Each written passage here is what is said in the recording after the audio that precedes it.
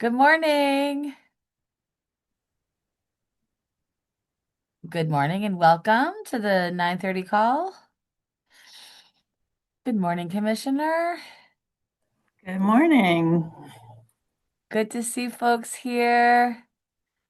All right, we broke 100 already. Good news. We are excited that we have Excel Linguistics here this morning.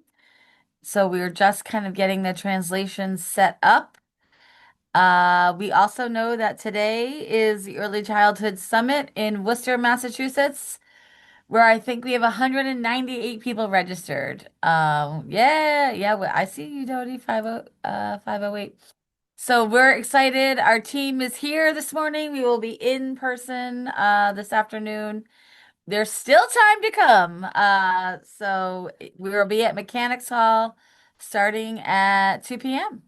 and have quite the agenda today. Well, that's amazing. We have 112 people on the call this morning. We got 200 people coming this afternoon. So we will be connecting people to people, people to policy, and people to power. I will turn things over to Julian to give us the instructions for translation. Thank you so much, Amy. Good morning, everyone. Welcome to this new 9:30 call. And this morning, we have interpretation available in Spanish and also in Portuguese. So to let you know how to select your language, we're going to make this announcement. And I'm going to share my screen. In just a moment, you will see this globe icon next to the word interpretation. You will find this at the bottom of your Zoom screen. If you click on that globe, you can select your language. If you have joined from a cell phone or tablet, look for the three dots button on your screen next to the word more.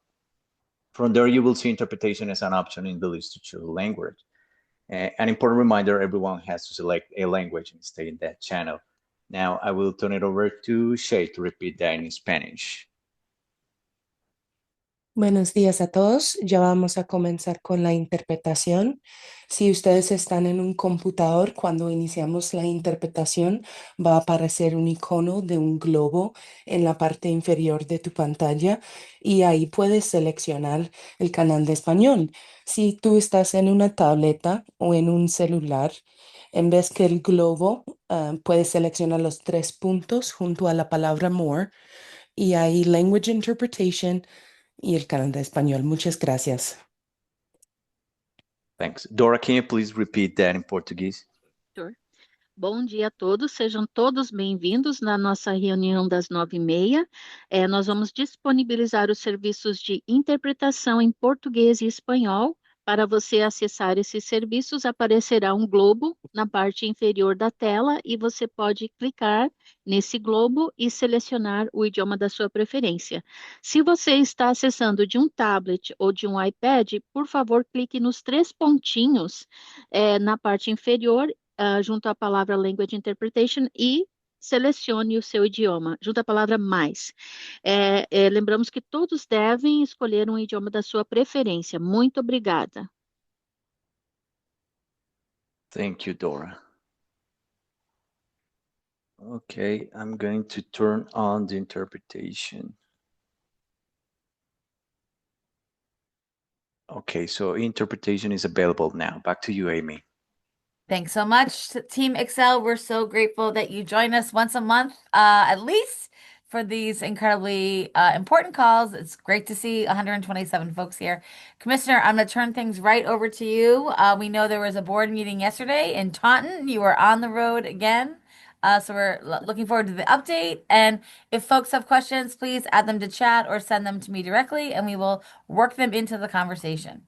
Amy, just 1 second. I don't see Portuguese in the list of languages in the globe. Is it turned on? Okay. Let me check what happened right now. Should be there now.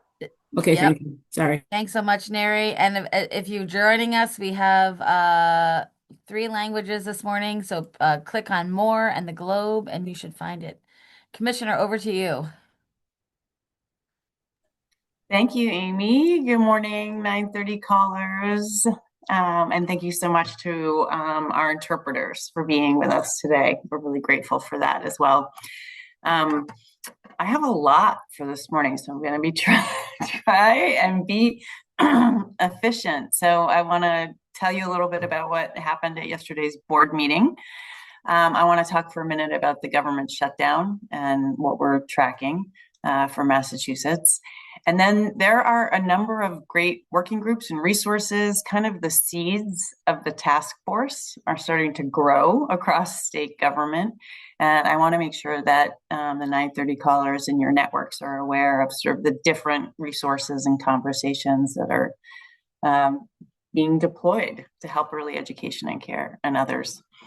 So starting with the board meeting and Eugenia, the incredible Eugenia is providing support in the chat as usual, and Addison too. So yesterday's meeting started with a presentation about the first ever survey of our participants in the Career Pathways program.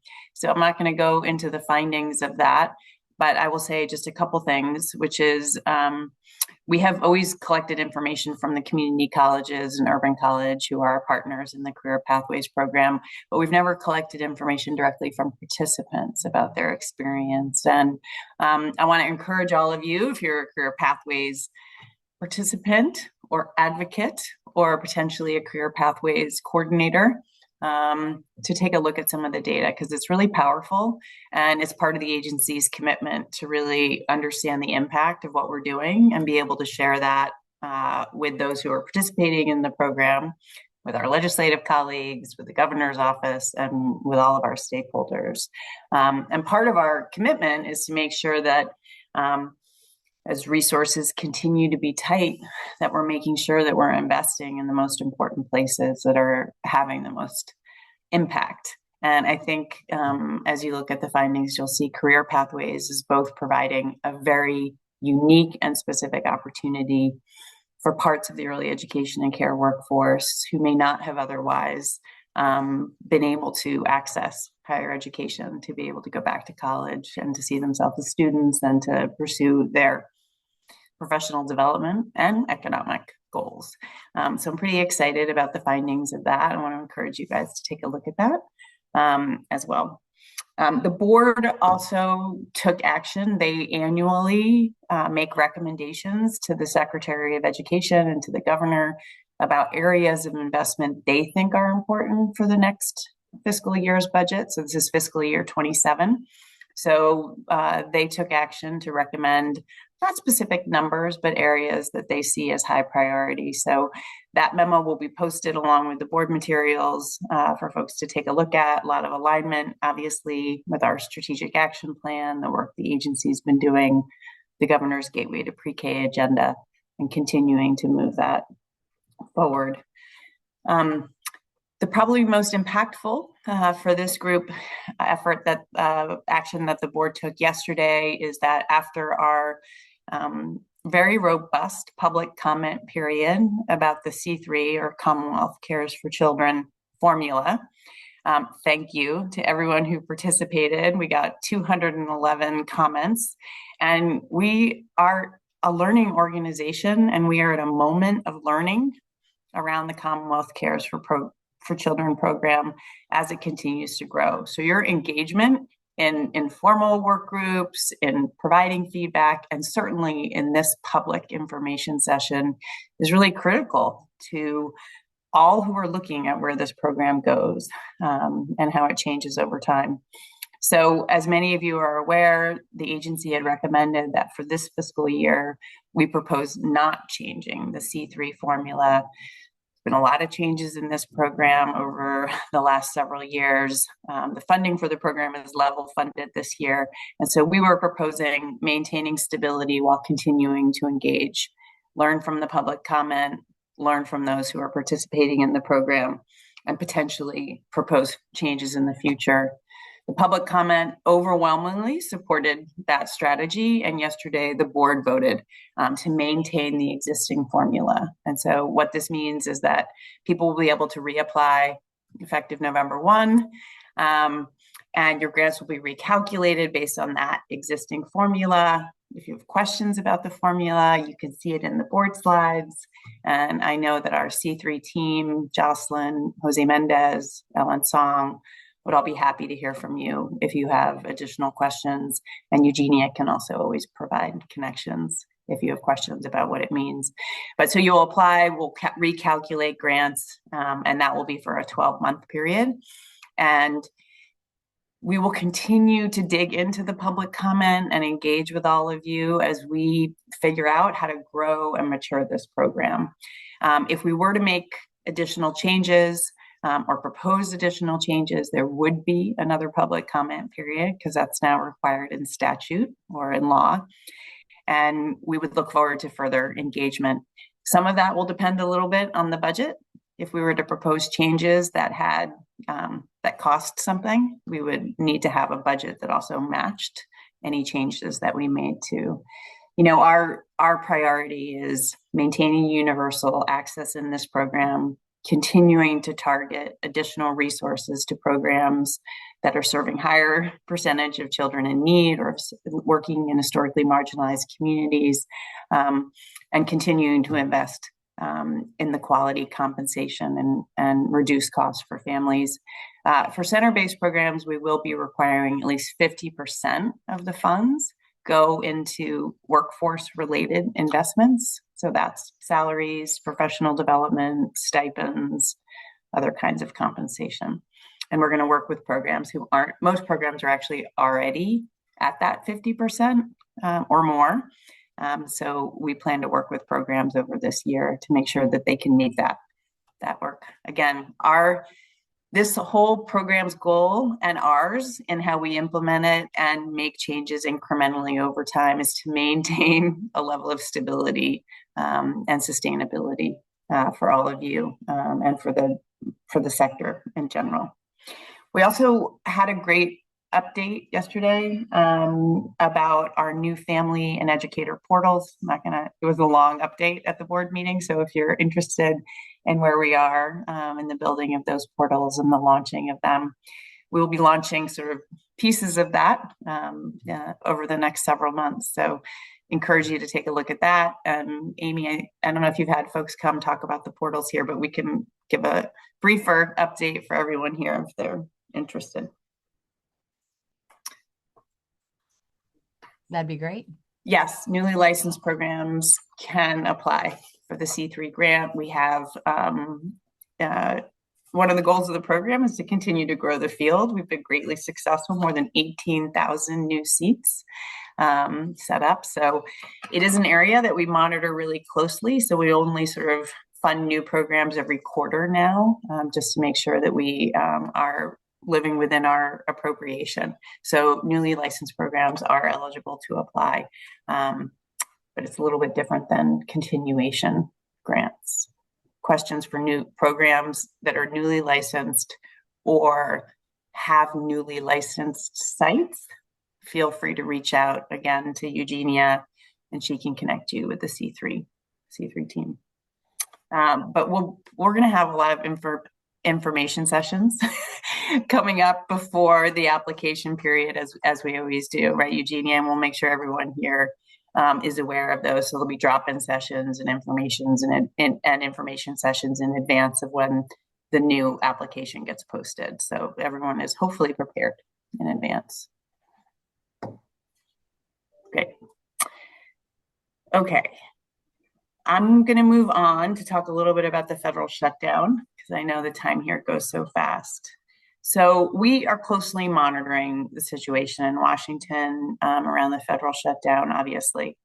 The shutdown does not put childcare financial assistance subsidies at risk. So I just want to reassure everyone that the way that funding works, it's fully appropriated for this fiscal year with state dollars.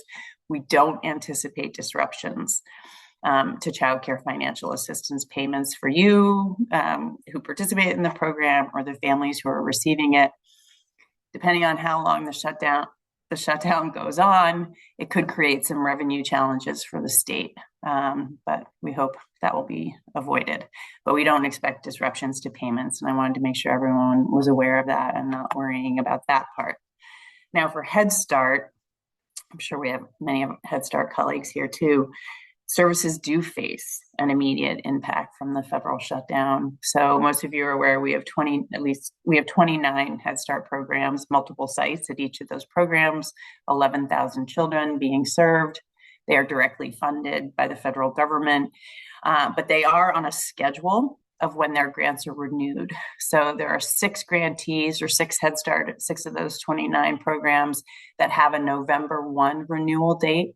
So those would be the first programs that would be affected if the shutdown continues beyond the end of October, which we hope it won't. But we do have an ability with our state supplemental grant. We have a line item at the agency that's $20 million. We've had for a number of years to be able to do some payments in advance that can help keep those services from being disrupted in the short term. But we don't have funding to backfill the full amount of federal dollars. So again, the length of the shutdown will impact whether or not services are disrupted. So we're working really closely with our Head Start colleagues to ensure that to the extent possible and within the resources we have, we're trying to make sure there's no disruption in services while we await the federal government to reopen. All right. And we're sending out a lot of thoughts to our Head Start community, and we'll continue to be working in partnership with all of you. And just in the chat, Anat shares, thank you, Amy Kershaw, for being so thoughtful with all of us. Thanks also for the flexibility to use the Head Start supplemental. Absolutely. And then Laura Perels wonder if the list of 6 programs up for renewal is available. Oh, you've definitely exceeded my knowledge base for this moment, but I'm sure we'd be happy. Many of them are probably on here and can probably self-identify if they so choose. But we can get that information. But good and important for us to make sure that we're communicating if there is a disruption of services in the communities in which you all are working, Laura. That you know that's something, or if there's partnerships that we could do locally that might help support temporarily, we can make sure we're connecting folks. I don't have the list of the 6 programs, but we can get that to you. I'll probably get it before the meeting's over, is my guess. There also was a question about how parents can sign up for how providers can sign up to accept vouchers. So, and Eugenia is going to follow up. So just so you know. Absolutely. Yeah. And just reminding everyone that the current funding levels, we are not anticipating being able to open up access to vouchers for our income eligible families in this fiscal year, but we are continuing to carefully monitor that situation too. And the minute we have an additional dollar to spend for eligible families, we will absolutely make that available.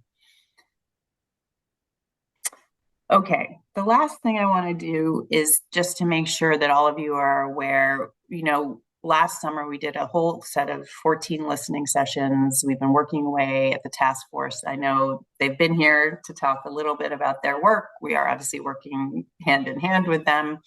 But there are a number of the seeds that task force has planted that are based on your feedback that are blossoming. And so I wanted to share a few of those. Last week, the Healy Driscoll administration launched a new employer childcare innovation fund. This is $2.5 million pilot program. Eligible entities are businesses, but also businesses working in partnership with childcare programs or coalitions of businesses working in partnership. And the goal is to identify ways to support employers to engage and empower them to support their employees with expanding access to childcare and reducing costs. So the focus is on some of our high demand industries like life sciences, healthcare, advanced manufacturing, and the goal is more access for families, less cost, but also potentially more flexibility. Some of those industries are very rigid in their scheduling, and flexibility is something we're also looking at. So we're doing this in partnership with the Commonwealth Corporation Foundation, and it's going to be some on-the-ground learning about how to engage employers. You know, we think everyone has a role in tackling access and affordability, and if employers can step in to support their employees and workers, you know, that might relieve pressure somewhere else in the system, and also increase productivity for them, create greater consistency for their employees. So we're looking forward to learning a lot about that as it comes up. We also announced the second round of our Family Child Care Capital Grants. I want to make sure everyone is in the loop on that. I think the application for this round is due October 31st. We had a huge application pool that we were able to fund only a portion of the first round.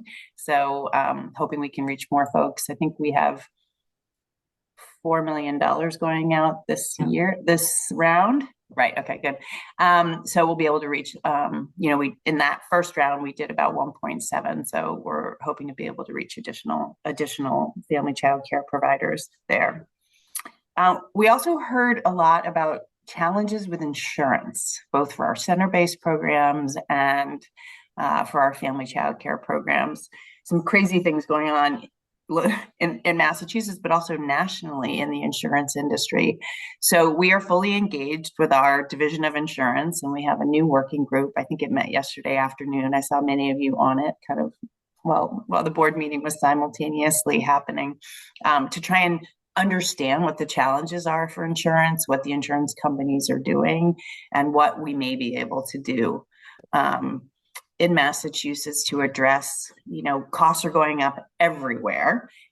So in addition to the insurance costs going up, there are many folks who are having their insurance canceled. And this is just, you can't sustain your businesses that way. So we're engaged with the Division of Insurance to see.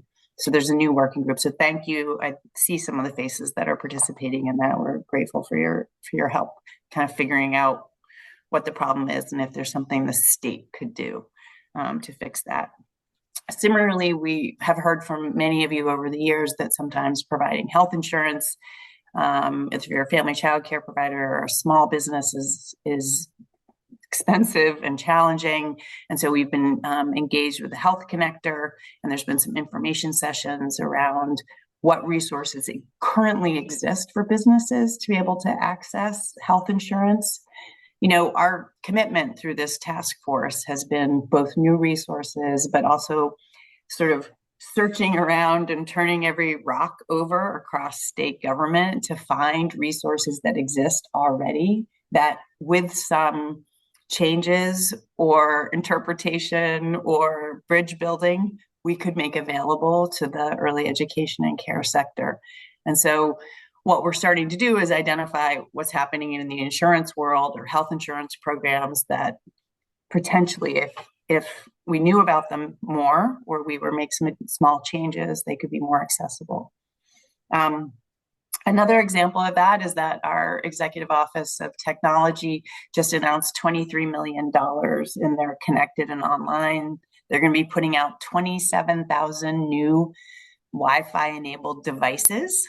And so we reached out to them and they reached out to us to say there are many in the early education and care sector that could benefit from more digital inclusion and access to technology. So Eugenia put the information out. There was an information session, I think, yesterday morning on that, and the information is here. So I think we'd be really interested in, and if there's anything we can do to support someone who would be interested in being kind of an intermediary or thinking about, I think our family child care systems might want to take a look at this opportunity if they have providers who might benefit from greater digital inclusion or access to Wi-Fi enabled devices.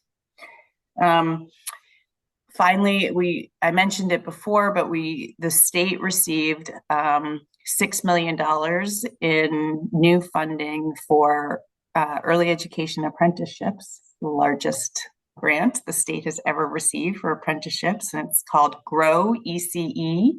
And they're putting out they just put out the first round of funding for that apprenticeship program. And all, thanks to the incredible work that's being done by those of you who are running apprenticeship programs and doing it in partnership with our Division of Apprenticeship Standards.